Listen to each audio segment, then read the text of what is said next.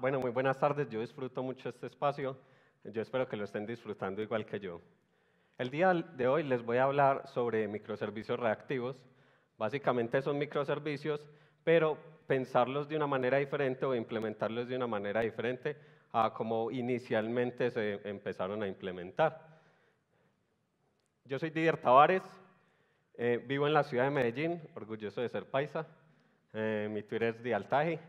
Soy ingeniero de software en PSL hace 4 años y trabajo, desde que entré a la compañía, estoy trabajando con sistemas distribuidos. Soy entrenador también en la compañía, soy practicante de Domain Driven Design, me parece un tema muy interesante. También soy guitarrista y compositor de una banda de metal de la ciudad de Medellín y me considero un pensador crítico. Los requerimientos de hoy en día de las empresas son mucho más retadores, son mucho más difíciles de lograr. Procesamiento en tiempo cuasi real o tiempo real, procesamiento de grandes volúmenes de datos, machine learning, lo que veíamos ahorita, y pues diferentes casos de uso de negocio que son muy complejos. Requieren como nuevas formas de pensar los sistemas. Ya no implementamos sistemas cliente-servidor, ¿cierto? Monolitos, sino que ya necesitamos un montón de recursos de cómputo, más máquinas, para implementar todo este tipo de sistemas.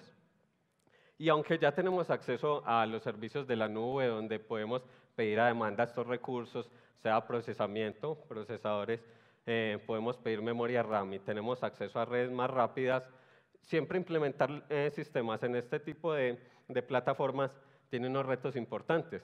Sabemos que los sistemas distribuidos son difíciles de implementar, son difíciles de pensar, debido a que estos sistemas no siempre son confiables. La red no es confiable, se cae, las máquinas se caen, etc. Entonces, debemos utilizar un conjunto de técnicas o de patrones para lograr que nuestros sistemas se mantengan activos, siempre respondiendo a las necesidades del usuario y que puedan crecer o decrecer de acuerdo a la carga que éste tiene, ¿cierto? Primero, entonces, la decisión de por qué implementamos microservicios es básicamente en estos 4 beneficios. El primero es la autonomía del despliegue y el desarrollo de todos estos componentes.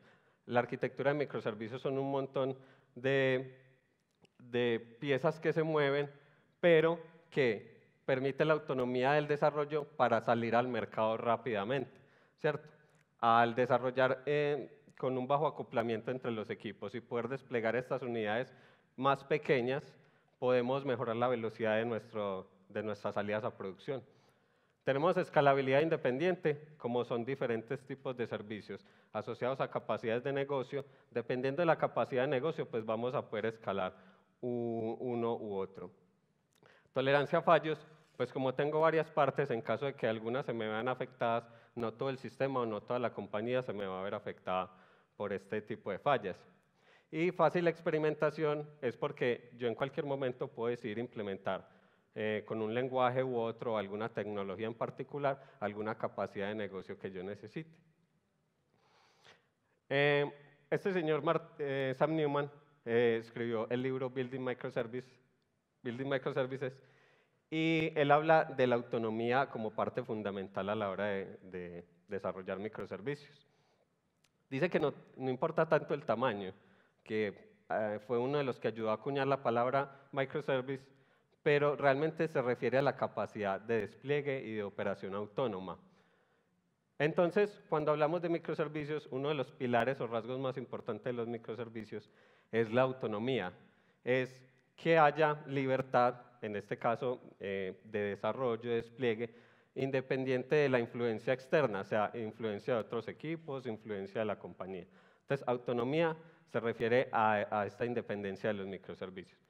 Pero la autonomía por sí sola no es suficiente para lograr que estos sistemas sean altamente responsivos, sean elásticos, que puedan crecer o decrecer, sino que necesitamos soportarnos sobre otras capacidades. Ahí es donde entramos a pensar en microservicios reactivos. El término reactivo se acuñó en este manifiesto, se llama el manifiesto reactivo, por un conjunto de personas que pensaban en estas formas de construir los sistemas, de que tuvieran estas características. Entonces, responsive se refiere a que yo constantemente estoy respondiendo a la interacción del usuario o estoy respondiendo a la interacción de otros sistemas. Siempre.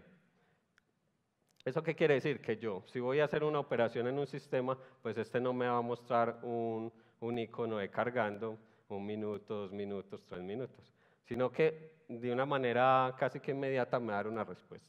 Sea de falla, sea de error, sea la respuesta que sea, me la va a dar prontamente, ¿cierto? Eso mejora de que el usuario va a tener una mayor interacción, va a poder hacer más cosas dentro del sistema. Un mensaje de error no le podemos atender la solicitud en este momento, es tranquilamente válida para ser responsivo. Hablamos de resiliente. Resiliencia es la capacidad de yo volver a estar operativo frente a alguna falla en mi sistema. Pueden ser fallas del hardware, pueden ser fallas en el software o pueden ser incluso errores que el usuario comete en la aplicación. El sistema debería poder ser capaz de recuperarse rápidamente ante estas situaciones. Y cuando hablamos de elástico, hablamos que el sistema es capaz de crecer o decrecer ante la carga. Digamos que yo tengo un proceso de negocio que opera normalmente de lunes a viernes, pero que el sábado y el domingo tiene una carga más alta. Entonces yo preparo mi sistema o yo puedo crecer este sistema para que atienda esta carga. La atiende normalmente. Elástico y resiliente apoyan la parte de respuesta. Atiende la carga con una buena respuesta, pero apenas pasa el fin de semana, yo puedo decrecer todos estos recursos y volver a operar con los recursos que yo necesitaba. Entonces, estas capacidades son muy importantes a la hora de desarrollar los sistemas. Y todas se basan en una cuarta característica, que es la operación de estos sistemas a través del paso de mensajes, ¿cierto? En charlas anteriores ya hablábamos de que para transacciones distribuidas pues se lograba con el paso de mensajes entre diferentes actores o diferentes entidades, como lo mencionó Andrew. Entonces esa es la base de los microservicios reactivos. Pero no solamente para implementar microservicios reactivos es que decíamos que vamos a utilizar ciertos patrones o ciertas técnicas, sino que debemos pensar en alguna forma de pensar los sistemas de una manera diferente. Mark Burgess, en su libro Thinking and Promises, nos muestra esta forma de interacción o colaboración entre los diferentes agentes. Partamos del concepto de la intención. La intención es algo que yo quiero hacer simplemente. Yo tenía la intención de dar una charla acá, es mi intención. Cuando lo expongo públicamente se convierte en una promesa. Diferente de la promesa tenemos la imposición, y es que a partir de un comando o una orden que yo le doy a otra persona, busco que esa intención se dé. Pero la imposición no es predecible y es subordinada. En este caso, este agente tiene la intención de lanzar la pelota, pero lo que hace es imponer, al decirle atrápela, al otro agente para que haga una acción. Pero es impredecible porque o la otra persona o el otro agente no quiere atrapar la pelota o simplemente está dormido y no puede. Lo mismo pasa en los sistemas distribuidos. Yo podría tener algún microservicio, alguna máquina abajo y no pueda responder a esta interacción o a esta orden que le está dando el primer agente o el primer microservicio. Entonces la promesa busca que sea más predecible, que haya una política entre los dos agentes en la colaboración y que haya una autonomía de cada uno de los agentes por realizar la acción que necesita realizar. En este caso, expone la intención de lanzar la pelota, la expone públicamente, ahí es donde empieza la promesa, y en contraposición a esa promesa hay una promesa de regreso. El segundo agente le dice, sí, voy a usar el tiro que me vas a lanzar. Y así se establece un contrato de comunicación y colaboración entre los diferentes agentes que lo va a hacer mucho más predecible. En este tipo de colaboración, la comunicación o el resultado va a converger mejor que diverger, ¿cierto? Van a llegar a acuerdos mucho más fácilmente. Miremos un ejemplo cómo se vería la teoría de promesas en un caso de la vida real. Cuando yo llego a un restaurante, yo como comensal, yo tengo la intención de comer. Cuando me siento a la mesa, yo expongo mi intención públicamente a las personas que me están observando en el restaurante. Entonces, en ese momento, yo le hago una promesa al mesero, que es que voy a comer, ¿cierto? En ese momento, el mesero se da cuenta que va a comer y me hace una promesa de que me va a atender mi pedido, ¿cierto? Entonces, miren que hay dos agentes. Vamos a hablar de ahora no de agentes, como la teoría de promesas lo expone, sino microservicios. Hablamos del microservicio comensal y hablamos del microservicio mesero. Entonces, ya hay un contrato de comunicación entre estos dos microservicios y unas promesas asociadas a la interacción y al trabajo que ellos deben realizar. De igual manera, entonces tenemos dos nuevos agentes o otra interacción, nueva interacción, que es el mesero y el cocinero, ¿cierto? También hay una promesa hacia un lado y hay una promesa en el sentido contrario. Te voy a entregar la orden, donde sea que se le vaya a entregar la orden, ahorita miramos eso cómo sucede. Y la promesa de regreso es, apenas yo tenga la orden, pues te voy a preparar la comida. Y una tercera interacción es que cuando el mesero ya obtiene la comida, tiene la promesa de servírsela al comensal y de igual manera hay una promesa hacia el otro lado, es pagar por la comida. Si alguna de esas promesas se rompe, pues el proceso no va a poder realizarse. Pero eso en teoría de promesas, eso es muy normal, las promesas pueden romperse, ¿cierto? ¿Qué tal si el cocinero después de media hora no ha preparado la comida, ¿cierto? Algo habrá que hacer en el sistema, pero muy probablemente el comensal está mirando su reloj, tomándose un tiempo, hablamos de timeouts en este caso, y cuando él decide, no, media hora es suficiente para mí, para comer, tengo mucha hambre, me voy a ir a otro restaurante. Cuando hablamos de que rompemos una promesa, tenemos que pensar cuál sería la siguiente acción en caso de que esa promesa se rompa. Entonces, decíamos, es una manera diferente de pensar y diseñar los sistemas. Es porque constantemente nos obliga a pensar en ese tipo de cosas cuando las cosas no siguen el curso normal, ¿cierto? Nos invita a pensar en las fallas, nos invita a pensar en los errores, nos ayuda a pensar en un tipo de operación aparte del flujo normal. Y lo mejor es que nos ayuda a pensarlo de una manera en que nosotros pensamos en el día a día, en la forma en que nos comunicamos o colaboramos con otras personas. Cuando se establece una comunicación de modo de promesas, aparecen unos rasgos. Algunos de ellos se identifican también en los microservicios, digamos los tradicionales, voy a utilizar esa palabra por ahora, en que tenemos aislamiento. Cada uno de los microservicios es por allá separado de los demás. Cuando hablamos de autonomía, tiene la potestad de hacer algo sin inferencia del otro. Hablamos de un estado exclusivo y es que los microservicios no comparten su estado, ellos no comparten su base de datos, sino que cada uno tiene sus datos y opera según estos. Y la responsabilidad única es que cada uno va a hacer una cosa y debe hacerla bien hecha. En el caso del restaurante, pues el comensal tiene la responsabilidad de comer, el mesero de atender y el cocinero de cocinar. Cuando diseñamos los sistemas, deberíamos pensar en eso mismo, ¿cierto? Este microservicio tiene esta responsabilidad única. Nuevamente, no depende del tamaño, sino como de la autonomía de hacer esta tarea, y este otro tiene esta responsabilidad. Pero aparece un rasgo adicional, que es el tema de la sincronicidad. La sincronicidad se da por la forma en que estos microservicios o agentes se comunican. Cuando yo siento mi promesa, ¿cierto? La hago pública, de comer, yo soy autónomo de sentarme en la silla, viene el mesero, me toma el pedido, él es autónomo de tomarme el pedido y lo hace de manera síncrona. ¿Qué quiere decir? Que no se va a ver bloqueado para realizar su tarea independiente de lo que el otro esté haciendo. O como en el comensal, cuando le traen la comida, él empieza a comer, él es autónomo y el mesero está haciendo sus otras cosas, está atendiendo a otros clientes y el cocinero está cocinando preparando la comida. Cuando, en contraposición a la sincronicidad, ¿cierto? De esta libertad de poder seguir operando mientras el otro agente o microservicio está realizando la tarea, está la sincronicidad, ¿cierto? O el bloqueo. Imagínense que si para que el comensal comiera, el mesero tuviera que darle la comida, ¿cierto? Entonces le pone la comida y empieza a darle las cucharadas de lo que sea o con el tenedor. Y el mesero no puede atender a otros clientes hasta que el comensal termine, ¿cierto? Ahí es cuando hablamos de una comunicación síncrona o bloqueante, diferente a la comunicación asíncrona no bloqueante. Lo mismo el mesero, lo mismo el cocinero.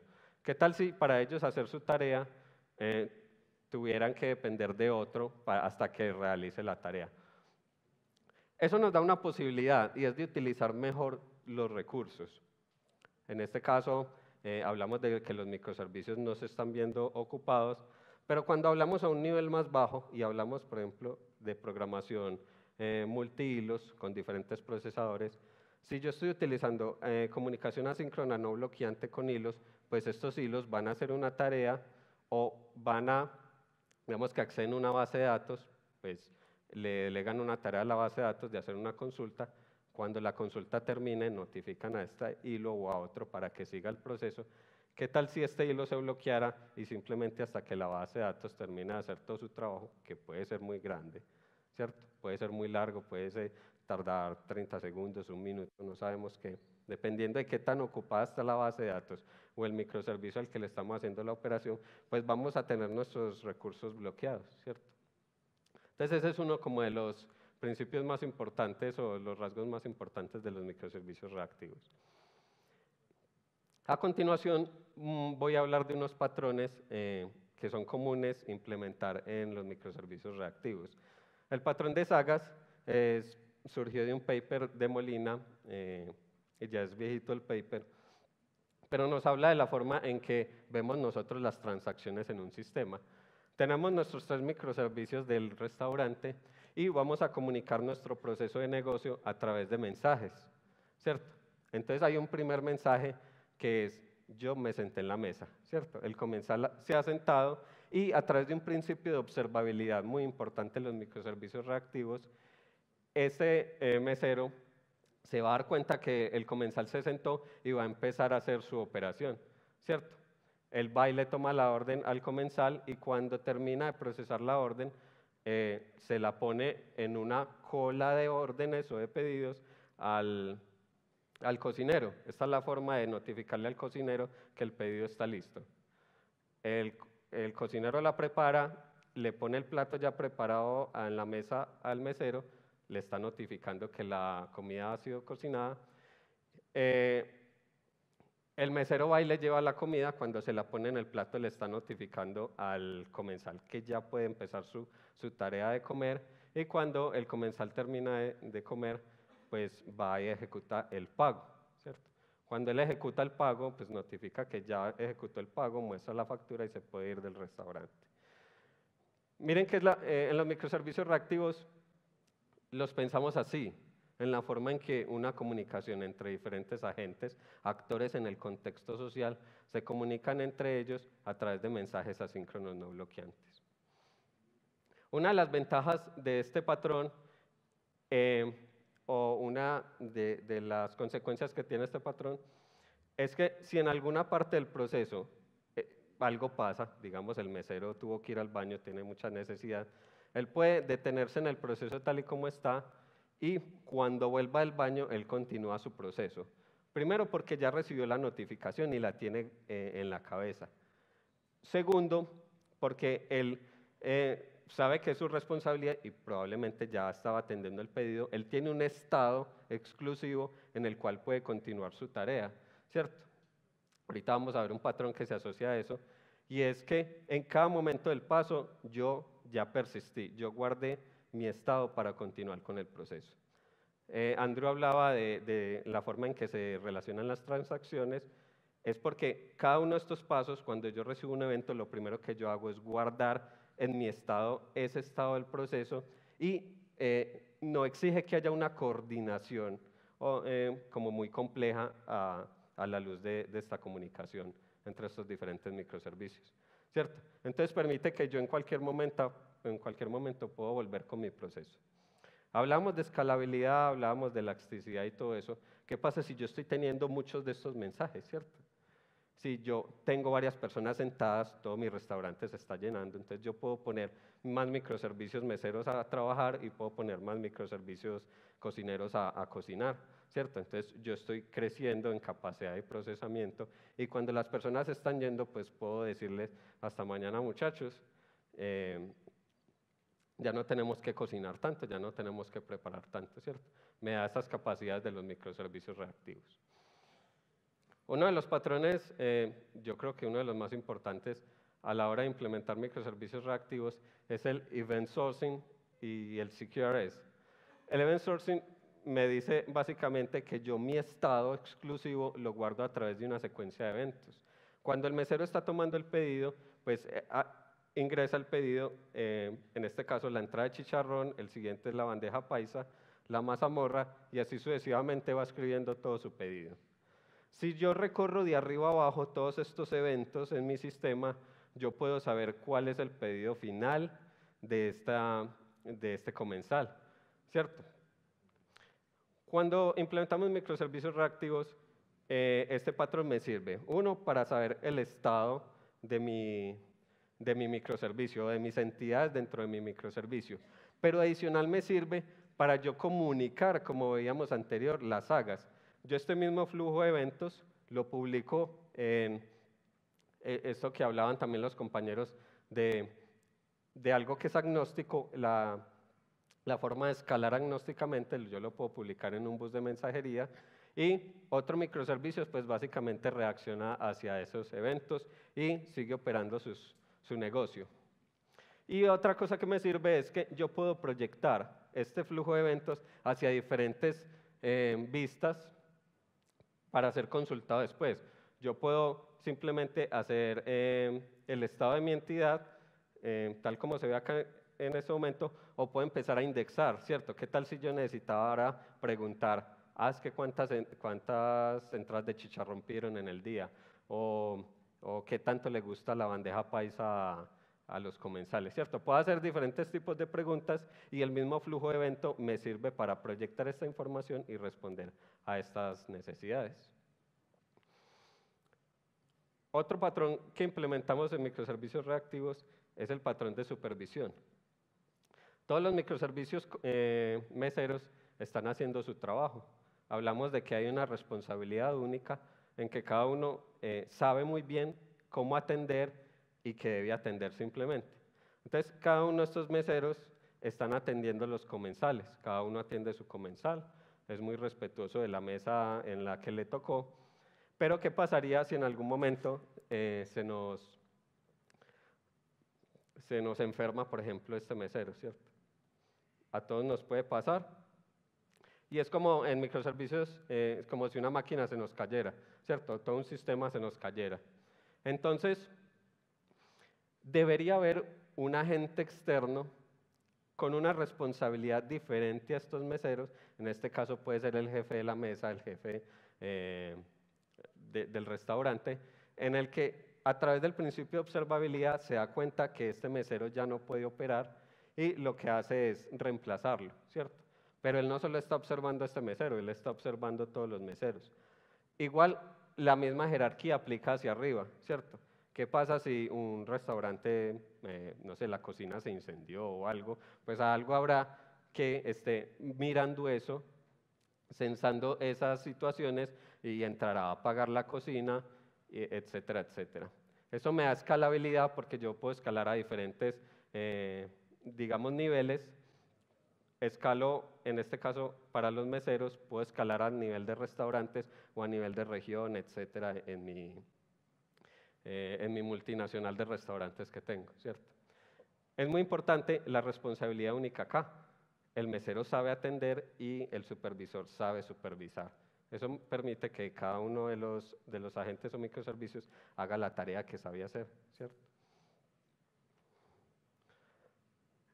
Cuando él se da cuenta que está enfermo, pues puede llamar a otro compañero que lo reemplace.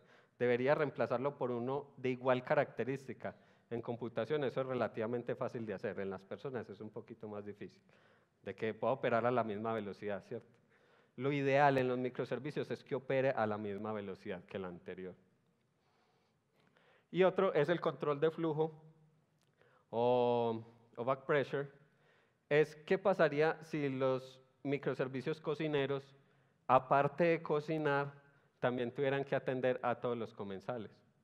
Y empiezan a llegar, y empiezan a llegar, y empiezan a llegar, ¿cierto? Digamos que los comensales son mucho más eficientes en este caso que el microservicio de los cocineros. Entonces, ellos van a ir a empezar a ponerle peticiones, ¿cierto? Imposiciones en este caso, cuando hablábamos de la teoría de promesas. Les imponemos una tarea, una orden, prepáreme esto, prepáreme esto, prepáreme esto.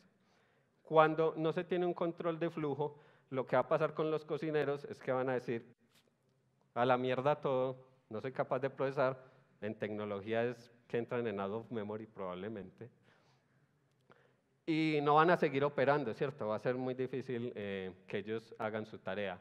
Afortunadamente el modelo del restaurante ya tiene control de flujo, para eso están los meseros, para eso hay unas condiciones iniciales del restaurante, con digamos 10 mesas, el restaurante va a poder atender a 10 mesas. ¿Qué pasa en el Día de la Madre? A que el restaurante se está congestionando, pues van a saber controladamente que van a tener que poner más mesas, van a tener que contratar más cocineros si la cocina da la capacidad y van a tener que contratar meseros. Entonces juega mucho con los otros patrones, ¿cierto? Nos ha pasado cuando implementamos sistemas en PSL con mis colegas, una de las primeras implementaciones, implementamos un microservicio que era tan rápido que en segundos tumbaba la base de datos. Y era con pocas transacciones, digamos 100.000 transacciones, en un momento la base de datos se iba. Entonces tuvimos que implementar este patrón para que pudiera procesar acorde a las capacidades que tenía el sistema. ¿Cómo se implementa entonces los microservicios reactivos? Kafka ha sido muy utilizado para implementar este tipo de sistemas. Permite que estos mensajes asíncronos viajen a través del bus de mensajes y que sean los microservicios reactivos a través del back pressure y a través de el principio de jalar la información, no de poner la información, que ellos controlen el flujo, ¿cierto? Y que se comuniquen de manera síncrona.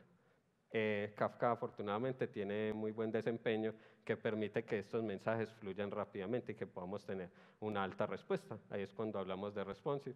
Y también Kafka escala bastante bien, entonces podemos ser elásticos.